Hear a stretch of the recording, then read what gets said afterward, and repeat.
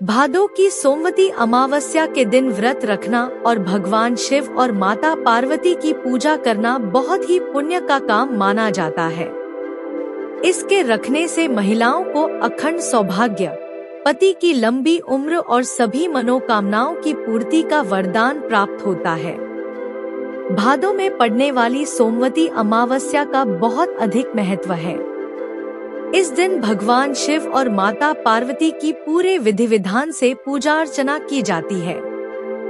सोमवती अमावस्या के दिन शिव मंदिर जाकर पूजा करना बहुत ही शुभ माना जाता है। सोमवती अमावस्या का व्रत विशेष रूप से महिलाओं के लिए अधिक महत्व रखता है। इस दिन व्रत रखने और भगवान शिव की पूजा करने से अखंड सौभाग्य की प्राप्ति होती है। सोमवती अमावस्या के दिन पूजा के समय इस व्रत कथा के सुनने या पढ़ने से विवाहित महिलाओं को अखंड सौभाग्य का आशीर्वाद प्राप्त होता है और कुंवारी कन्याओं को मनचाहा वर पाने का आशीर्वाद प्राप्त होता है। सोमवती अमावस्या व्रत कथा। पौराणिक कथा के अनुसार एक गांव में एक गरीब ब्राह्मण परिवार था। उस परिवार में पति पत्नी एवं उसकी एक पुत्री भी थी। उनकी पुत्री समय के गुजरने के साथ साथ धीरे धीरे बड़ी होने लगी। उस पुत्री में बढ़ती उम्र के साथ सभी स्त्रियोचित सगुणों का विकास हो रहा था। वह कन्या सुंदर, संस्कारवान एवं गुणवान थी, परंतु गरीब होने के कारण उसका विवाह नहीं हो पा रहा था। एक दिन उस ब्राह्मण के घर एक साधु महाराज पधारे। साधु उस कन्या के सेवा भाव से अत्यधिक प्रसन्न हुए। कन्या को लंबी आयु का आशीर्वाद देते हुए साधु ने कहा कि इस कन्या के हाथ में विवाह योग्य रेखा नहीं है। ब्राह्मण साधु ने बताया उपाय। तब ब्राह्मण दंपति ने साधु से इसका उपाय पूछा। कन्या ऐसा क्या करे कि उसके हाथ में विवाह योग बन जाए। साधु महाराज ने कुछ देर विचार करने के बाद अपनी अंतर्दृष्टि में ध्यान करके बताया कि कुछ ही दूरी पर एक गांव में सोना नाम की एक धोबिन महिला अपने बेटे और बहू के साथ रहती है, जो बहुत ही आचार विचार एवं संस्कार संपन्न तथा पति परायण है।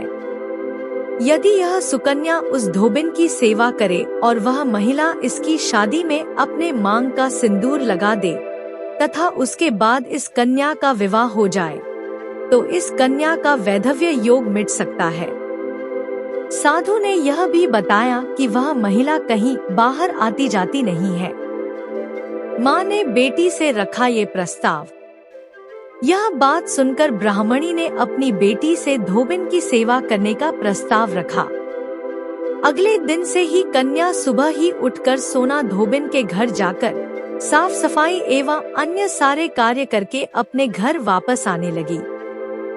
एक दिन सोना धोबिन अपनी बहू से पूछती है कि तुम तो सुबह ही उठकर सारे काम कर लेती हो और पता भी नहीं चलता। बहू ने कहा कि माँ, मैंने तो सोचा कि आप ही सुबह उठकर सारे काम खुद ही खत्म कर लेती हैं। मैं तो देर से उठती हूँ। यह सब जानकर दोनों सास बहू घर की निगरानी करने लगी कि कौन है जो सुबह ही घर का सारा काम करके चला जाता है। कन्या से पूछा ये कारण। कई दिनों के बाद धोबिन ने देखा कि एक कन्या मुंह ढके अंधेरे में घर में आती है और सारे काम करने के बाद चली जाती है। जब वह जाने लगी तो सोना धोबिन उसके पैरों पर गिर पड़ी। पूछने लगी कि आप कौन है और इस तरह छुपकर मेरे घर की चाकरी क्यों करती हैं? तब कन्या ने साधु द्वारा कही गई सारी बात बताई। सोना धोबिन पति परायण थी, आता उसमें तेज था। वह तैयार हो गई। सोना धोबिन के पति थोड़ा अस्वस्थ थे। उसने अपनी बहू से अपने लौट आने तक घर पर ही रहने को कहा था। कन्या की मांग में लगाया सिंदूर। सोना धोबिन ने जैसे ही अपने मांग का सिंदूर उस कन्या की मांग में लगाया, सोना धोबिन का पति मर गया। उसे इस बात का पता चल गया। वह घर से निराजल ही चली थी। यह सोचकर कि रास्ते में कहीं पीपल का पेड़ मिलेगा तो उसे भंवरी देकर और उसकी परिक्रमा करके ही जल ग्रहण करेगी।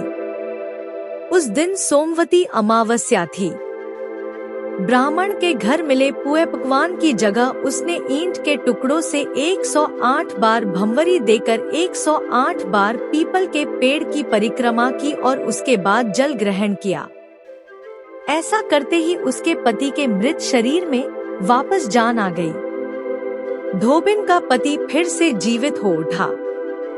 तभी से इस कथा के बिना सोमवती अमावस्या की पूजा अधूरी मानी जाती है।